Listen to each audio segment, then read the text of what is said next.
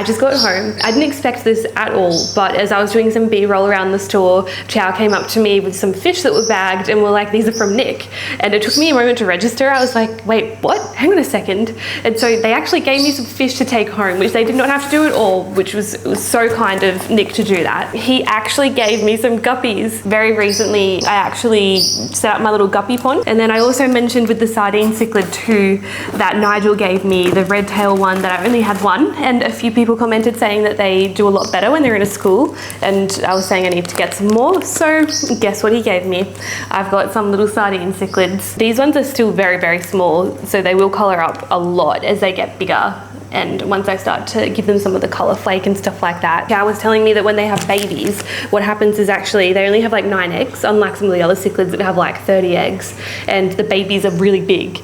And so they just carry them, have less of them, bigger eggs, and then yeah, you end up with like 9 babies instead of a whole bunch, but they're big ones. So that would be so cool. Can you imagine if they were breeding in there? How awesome would that be? Let's just go get these guppies in the pond, because the guppies I got in there, I only added them in yesterday. So they're brand new. These ones are going to be brand new in there too, so let's just add them in and we'll have some more guppies. We'll see how they go.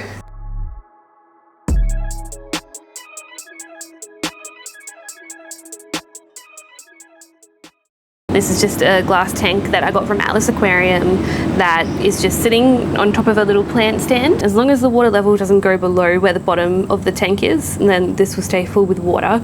And so it's like having a little aquarium in addition to a pond, which is really cool. And my guppy bag just fell over. Try and acclimate these guys to the temperature a little bit just by popping them in here. Oh, there's actually quite a few in there right now.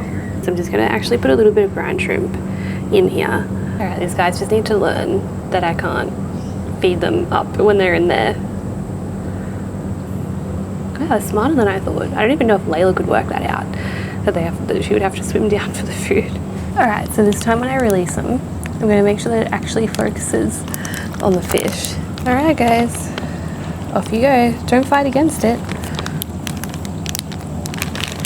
It's probably a little bit harder to see because it's not super sunny. Let me just grab that food off from the side. It's all melted now, that brine shrimp. I do like having this tower here as well because it gives you a good look into the pond and the fish is still protected. Kind of a good little like looking area, even if the fish aren't in it.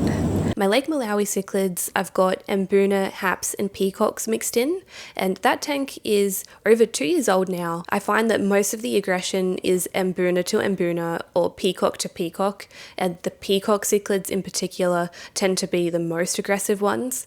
It's very unusual that I would ever see aggression amongst the mbuna, especially to the point of them killing each other. It has happened once before. This fish with the funny little mouth killed an OB mbuna that looked very similar to him. That's the way that African cichlids tend to be, especially the Malawi ones. It's called conspecific aggression, where they'll target fish that look the same as them. Don't ask me how they know they look the same. It must just be in the genes or the pheromones or something. But here is me finding that my hongi cichlid died while I was filming. This tank, oh my gosh, no. I just realized that one of my favorite fish is dead. No. I was just going to say how nice this tank has been as well. My hongi cichlid that I've had since the very beginning, so I've had it since like 2.5 years ago, is deceased. So I can see it passed away in the rock there. That sucks. Sorry to begin the video with a little bit of a downer with that, but that has happened. I haven't had any deaths from aggression in my Tanganyikan tank, but these guys, they can get very aggressive towards each other. Granted, most of the time this tank has been okay. We'll get her out and we'll bury her in the backyard and say goodbye. Beautiful fish, one of my favorite fish as well. Hey Bart. One thing I found about these guys is when they're getting bullied, they tend to wedge themselves into rocks as well. Now this looks like it passed away a while ago, but I'm going to use this. I know it's horrible to look at, but I'm going to use this as an example. I'm going to show you what African cichlid aggression looks like and what they will do to each other. What was once a beautiful red top hongi, one of my most gorgeous mbuna cichlids in that tank, that has obviously passed away, and so we're going to lay it to rest very shortly. But just quickly, I'm going to give you a look at the fins.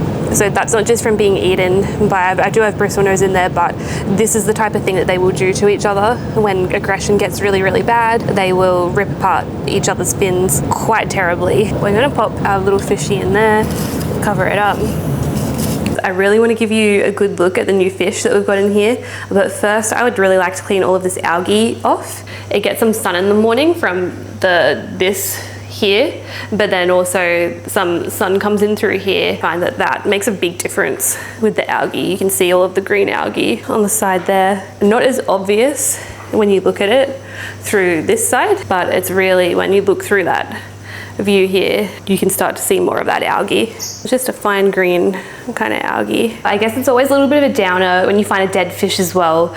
I thought since I found it, when I was literally doing a video, I would include it in here just so you could see my reaction and what it's like finding a dead fish in your tank. But I always find that it makes me feel so bad because I'm questioning all of the things that I could have done differently and what could have caused it, and I feel ultimately responsible for that fish dying, even though sometimes you can do everything right and it's just outside of your hands and it just happens. It's part of keeping fish, it's part of the aquarium hobby. I still find that it can be hard to be in a good mood sometimes after finding something like that. So I thought I'll just give myself a couple days and we'll continue this video once the tanks are clean anyway and the algae's off the glass, since I kind of wanted to do that to give you a good look at the new fish anyway. So that's how much algae can be produced when the windows are open. I think this tank probably still has a little ways to go in terms of getting the balance right, whereas this tank seems to be a little bit more robust. It doesn't get algae growing as crazy, especially because it's got a little bit of the blackbeard algae in there as well, so that takes some of the nutrients out of the water. These are all nice and beautiful and clean now, so I'm going to show you my new Tanganyikan Cichlids and we can have a little bit of a close-up look at these guys. They're a very interesting type of fish. I've really loved the Tanganyikan Cichlids. My experience with them so far is they have been a little bit more peaceful. I just find that they keep to themselves more and are just not quite as aggressive as the Malawi Cichlids can be, or not quite as brutal. They almost kind of like act like one big family in a way. This tank got put together in October 2023, so it's still pretty new because this is only January 2024, and I put them all in there quite small together. We've got the gold firefox trophies, which are these beautiful golden looking ones, and then this one here, you can see here, that's the sardine cichlid from Nigel. That one's got the beautiful red tail as well, which is a little bit of a rarer version. So normally these guys come with a yellow tail. You can see one of our little sardine cichlids that we got from Nick, which is getting a little bit more colourful. And you can see, unlike the one with the red tail, this one's got more of a yellow tail. So I believe that is the male of the ones that Nick gave me.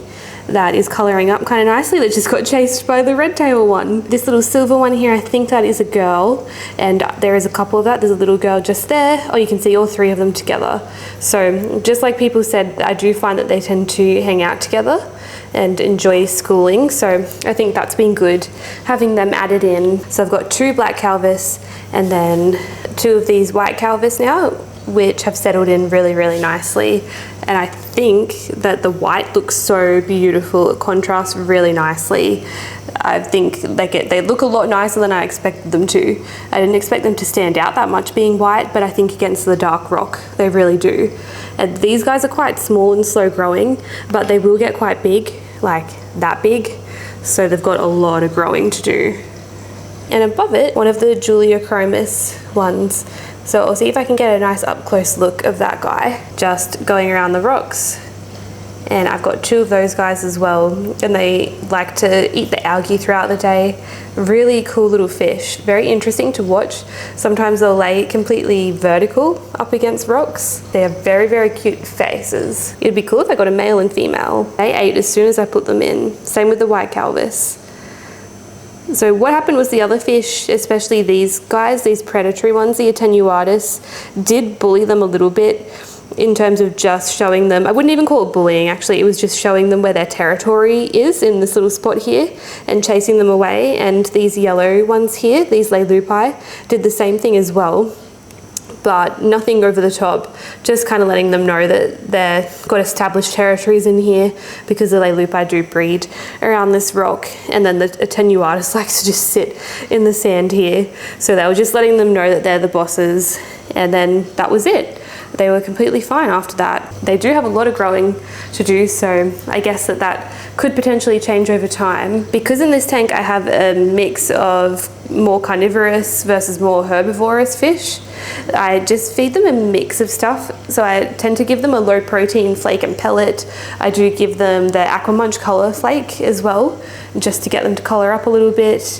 And I will give them brine shrimp every now and then too. I'm just gonna give these guys a little bit of flake and then some pellet as well. But they go crazy for the food. And you can even see a little white calvus coming up to the top here. None of them are very shy. This just has a sump, so it's a Waterbox 7225 Peninsula, which means that it comes with the sump. And on that side I've just got a bunch of pothos, and then I've just got some biological media there, and on this side too, which are with a bunch of crushed coral and stuff. The pothos grows really nice. I do find it handy having a little light. This light's on a timer, so it just turns on at the night time, which means then that you can see the sump in the nighttime a little bit better. And that can be really good if you've got aquatic plants in your sump too that oxygenate your water, because then that way they can be doing that at nighttime.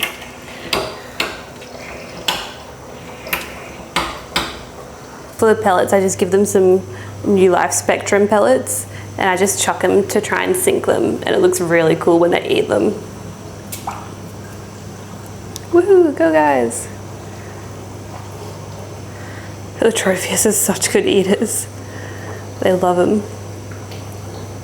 I think we should give you guys a little bit of a feed. One of my favorite Lake Malawi cichlids is this guy here. This is called a yellowtail ACI, and I love just the temperament of this fish. I think it's super cute. I did get a little while ago this whitetail ACI just here, and then you can see as well the one that is a black ACI but with a yellow tail here. So they will all grow nice and big just like that one.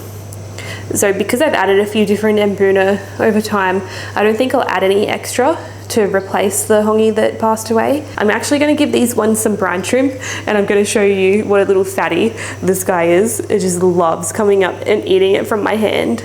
So I've just got some frozen brine shrimp cubes that I'm going to give to these guys. As you can probably see, these guys are a lot bigger than the Tanganyikan Cichlids. Hey buddy, who wants some brine shrimp? And so I pretty much feed these guys the same thing, because it's the same deal too.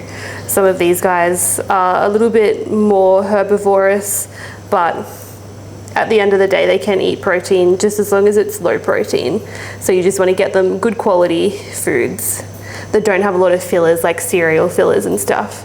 So looking for foods that are more kind of like whole foods, whole food ingredients.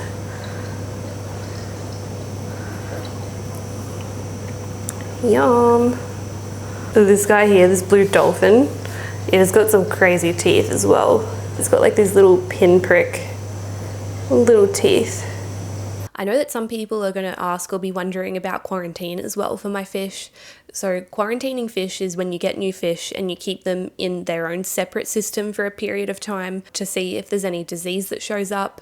Some people just choose to treat their fish as well, even if they don't see any disease. I do have another tank, but the filter is not on and the tank is not set up. So I've kind of been not so great with my practices, and I have not quarantined the new fish that I've been putting in. I really trust the sources that I'm buying these fish from. They're aquarium stores that I know are good stores that have their own good quarantine practices. Even that being said, it's still good to quarantine your fish. So I just wanted to add that in there, that me not quarantining them is not the recommended way to do it. And just because it went okay, it doesn't mean it always will. I was definitely taking a risk just putting my fish in the tank. I really want to set up a quarantine tub or something in my garage that is always running, so that I don't run into this issue where I don't have time to set up the quarantine tank. So that's going to be something that I do in the future as well. So that's it, just for a quick little update on these tanks. I did put the poll on Instagram. If you're not following me on Instagram, my Insta is Katie's_cichlids, and I do post a lot more stories and updates on there, and some polls sometimes just about what you guys would want to see on the YouTube channel too. I asked you guys if you wanted to see an update first on these tanks and my new fish, or if you wanted to see a store tour that I recently did of RC aquariums on the Gold Coast. That video should be my next video that I release. As always, if you enjoyed this video, make sure you give it a like. Don't forget to subscribe if you want to keep up to date with the content, and I'll see you in the next one. Bye. Bye.